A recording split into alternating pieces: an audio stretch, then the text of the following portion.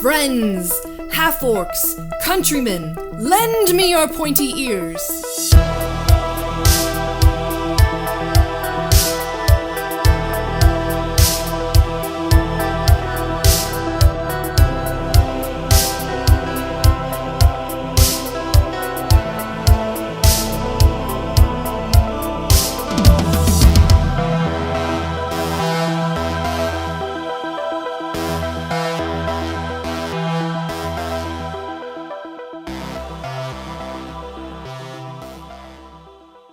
Hey guys, welcome to Of Mice and Men and Monsters, a podcast where Dungeons and Dragons collides with the classic stories you either love or completely avoided while in school. I'm Katelyn, a high school English teacher during the week, but here I will be your Dungeon Master. Now, if you've never played D&D before, don't worry because neither has one of our players, who you'll meet in just a minute, so there will be plenty of opportunities to learn the mechanics of the game. Basically, we are all telling a collective story together, and whenever one of the characters wants to do something, they roll a dice, and that number determines whether their action is successful or not. I'll be your Virgil, guiding you through everything, so you'll pick it up quickly. Think of this podcast like fan fiction, where Dungeons and Dragons elements are dropped into famous pieces of literature. You never know where we're going to be from episode to episode. We may be battling with Dracula in one episode, and in the next we may be throwing a tea party with Alice and the Mad Hatter. And if you haven't read a particular book, again, don't worry about it. All these adventures will still be full of excitement, danger, romance, and, if we do our job right, humor.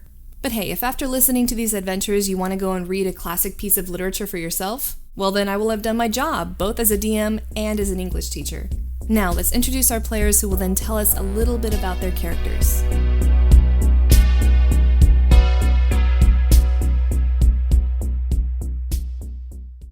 Let's start it off with just a simple question. I would love to find out more about your characters. Let's start with Aaron. Introduce yourself and tell us a little bit about your character. Yeah, sure. My character's name is Awen Avalon, and I'm a high elf druid. Ooh. And specifically, I'm going to be a druid of the land, which, for all of you uninitiated, is just one of the kind of like subsets of druids. So that'll be a little bit about my character. I'm going to be wearing some druid garb, nice green, forest green.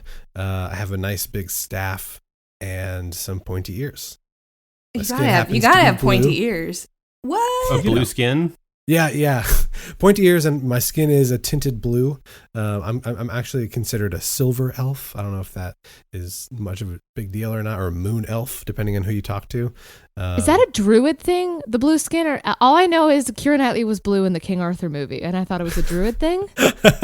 No, I think it's just an elf. My one reference. I'm a specific subsect of elf, I guess. Cool. I'm here for all the great questions.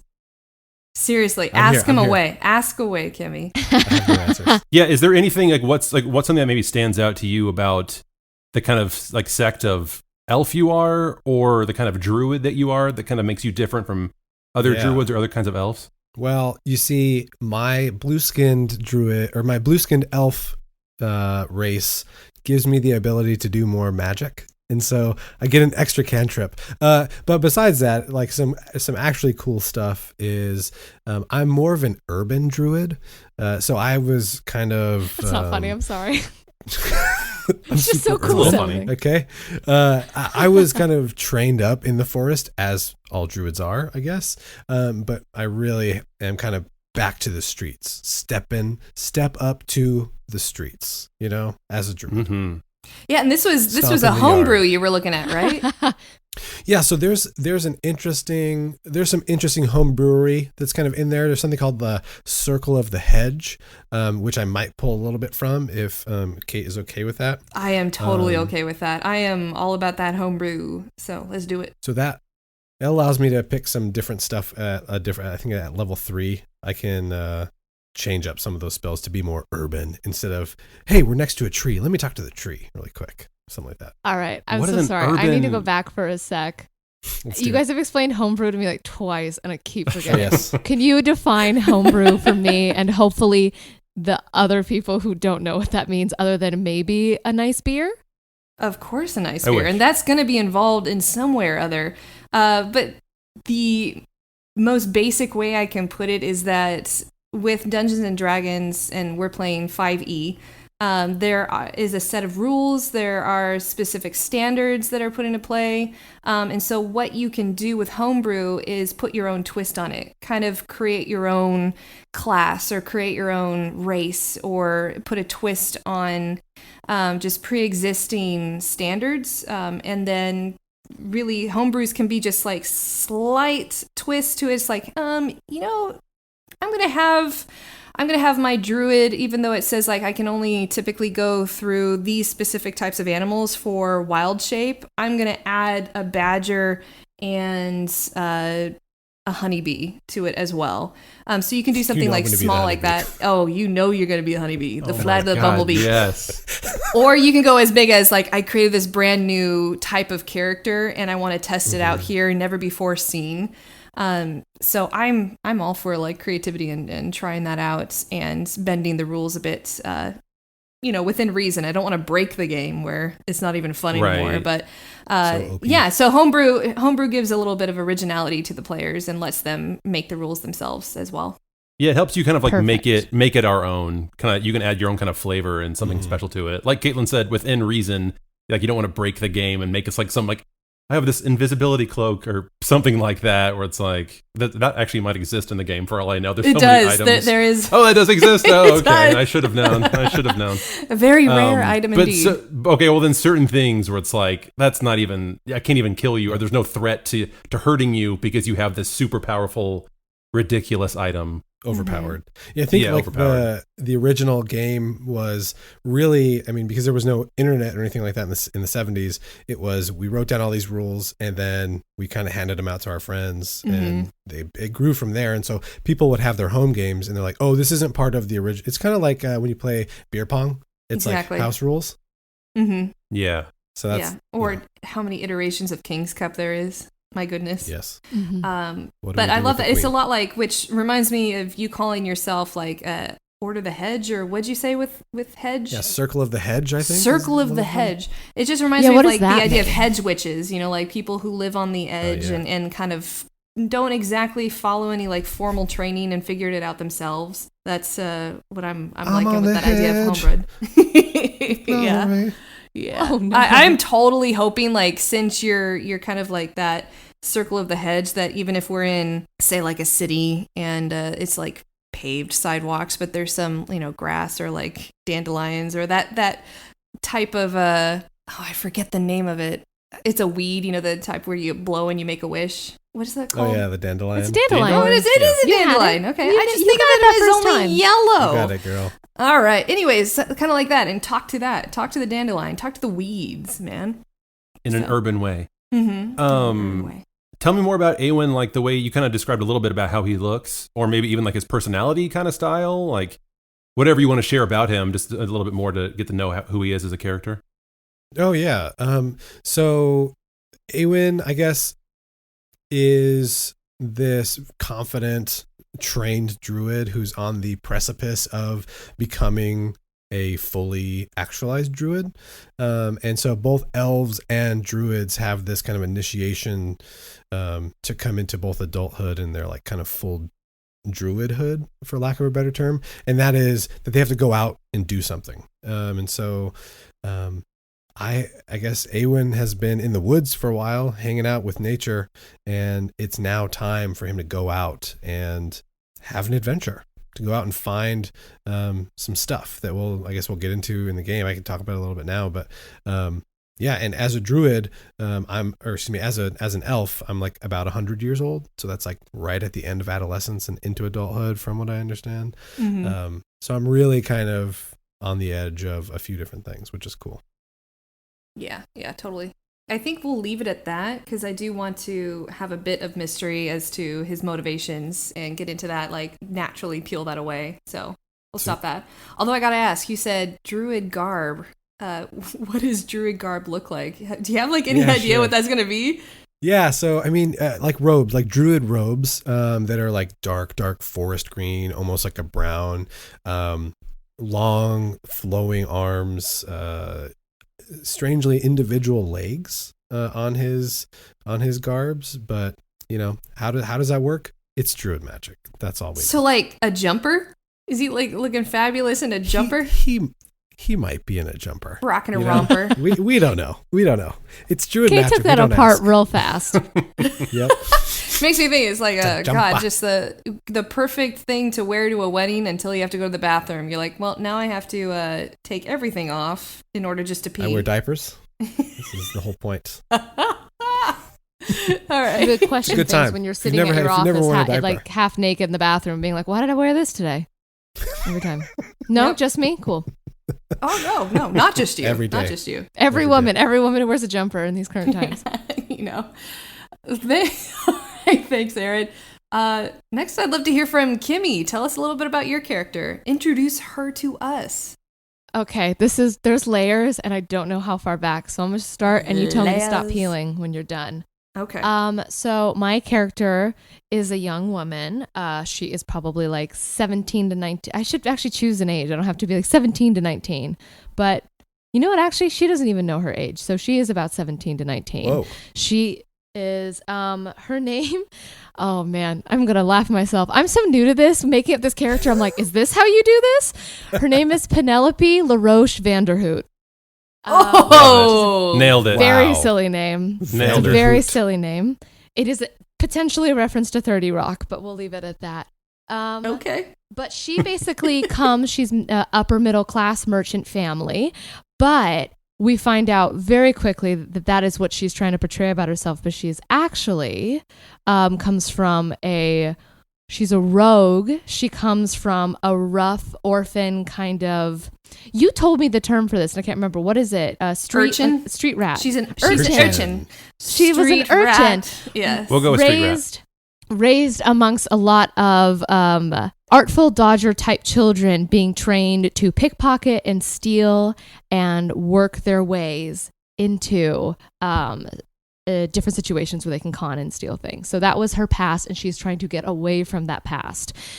So she has taken on the persona of Penelope LaRoche Vanderhoot. I wanted a fancy schmancy name. So what is she You gonna got look it. like when we first meet her? She is mid-size, maybe like 5'6". She's like 5'6". She is kind of blonde, very sprightly, very like young, sweet, innocent, very like Human? excited and engaged. This is much more her tone, much more of her like her energy she puts off, less than actual descriptors. But she is young, she is blonde, she's sprightly and excited to be there. And she's like a smallish person, even though she's about 5'6". Like Jean Seberg in like her first Godard film. Like young Jean Seberg. Like that kind of innocence and freshness. No, is that too much? Right All over my right. head. Man, I'm a All film right. I'm major. really and killing I it with haven't- my references. Yeah, I'm surprised. No, that don't went cool over on your Adam's head. references. Keep throwing them at us, and let's Yeah, see which yeah, I love ones it. stick. We'll just see what sticks. I like that the Keira Knightley King Arthur one kind of landed, but this one did not.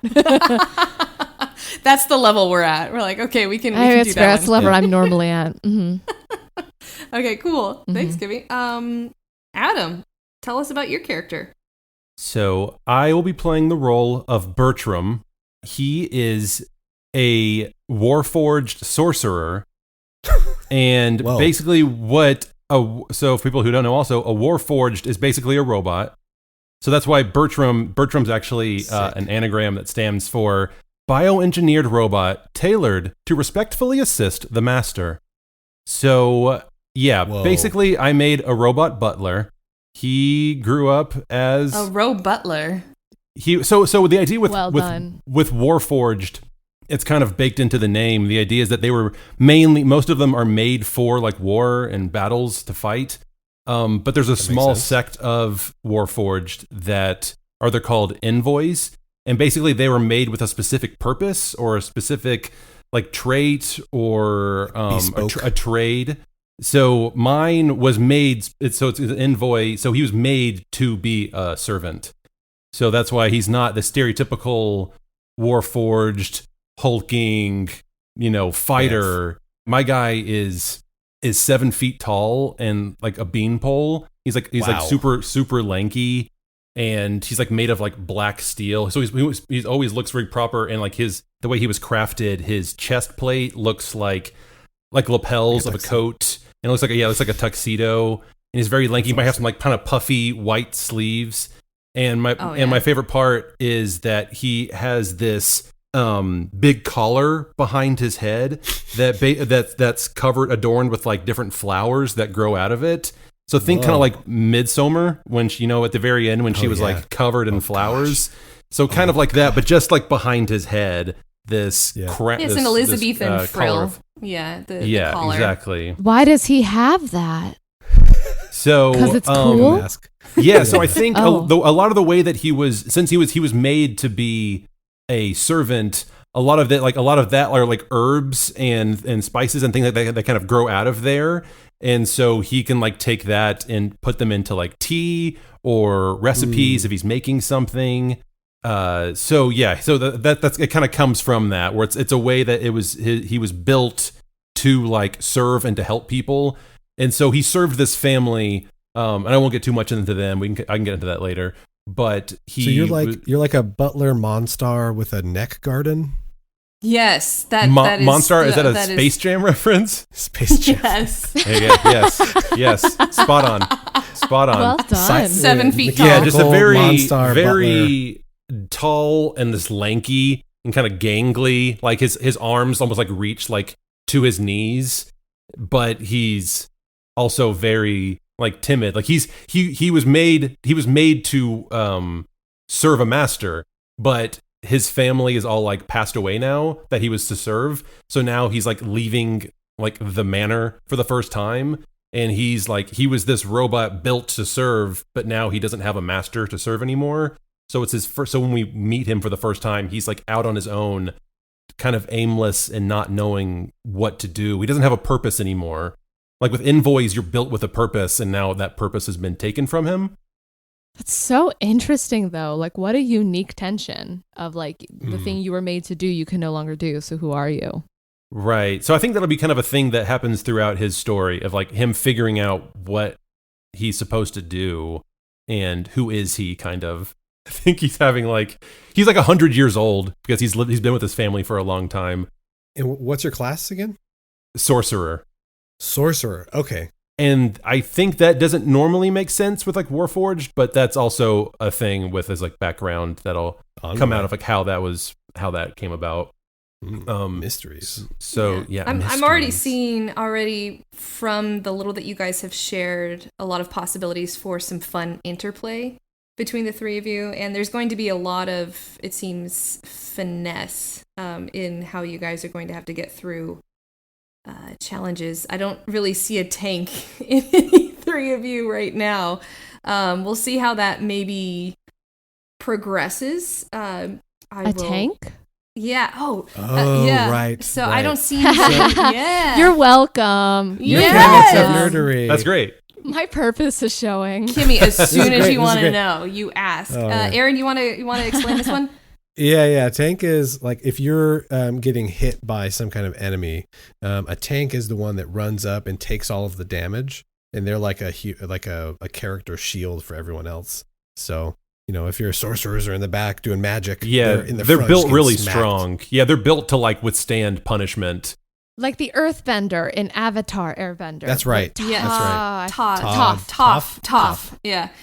Cool. Yeah, we don't, and usually you see them more in like the closer combat, not necessarily hand to hand, but you do technically see people who are more like monks and fighters, people who can go up close, take the blows, and also do it really closely. Whereas you guys are, it seems so far that we'll have to do some cool like finesse and using your brains also to get through it and not just like charging in. I can roll druids can go many different ways, but I'm also loving like how we have one guy I'm the urban though.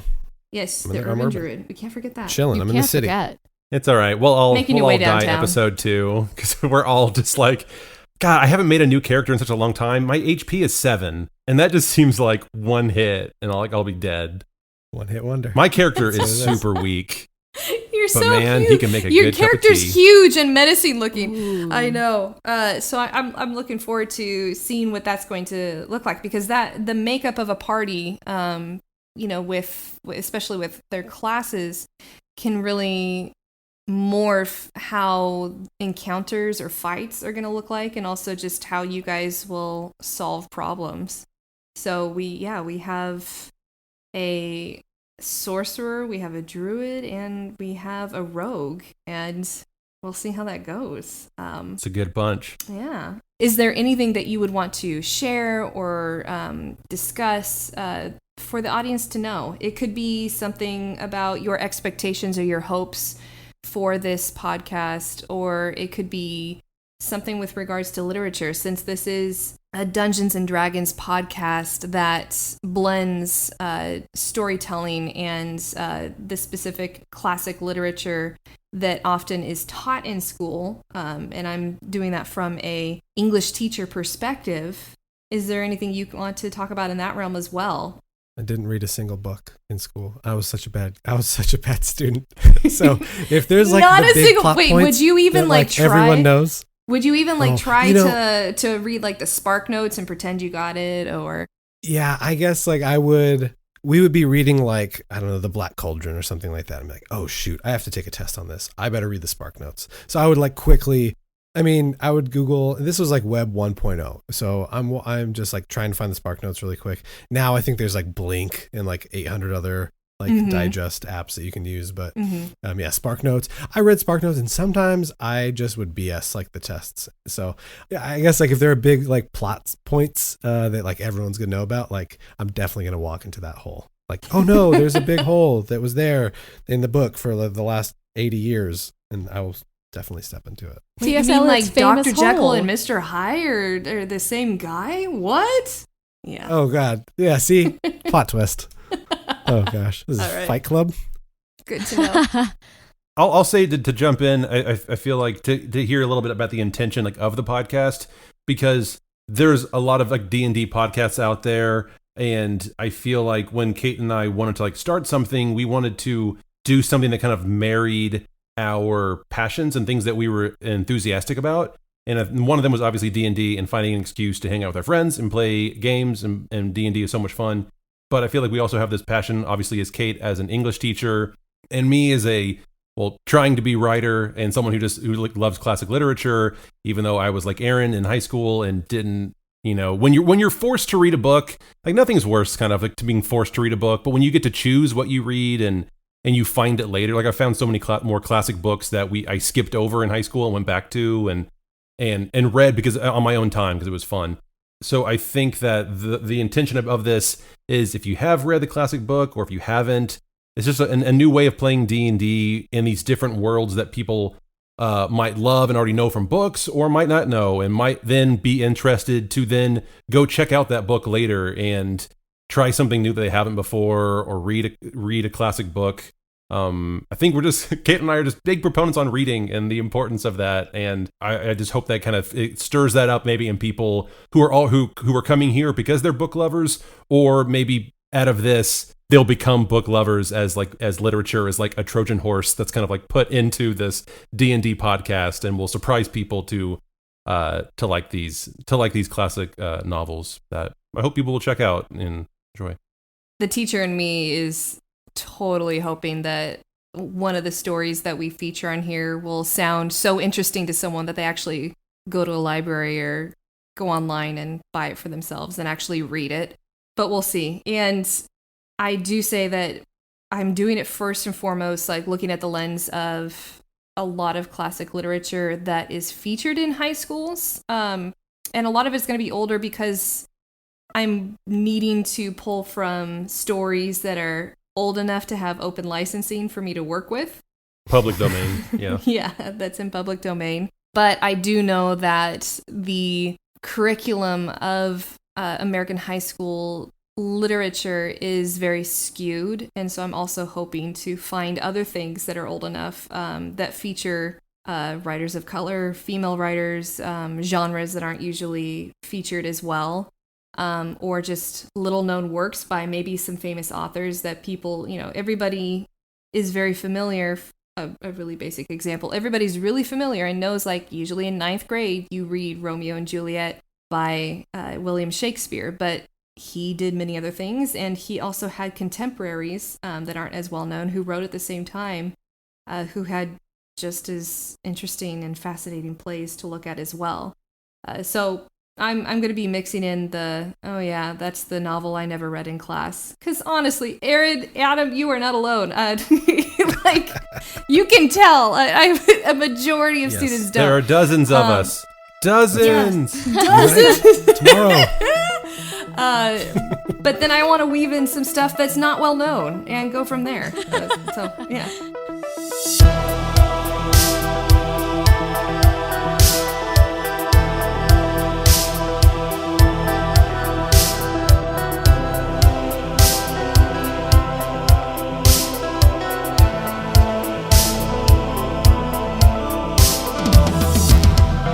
Hey guys, thanks so much for listening to the prologue for Of Mice and Men and Monsters. Please subscribe to the podcast, and then when you're ready, go listen to Chapter 1.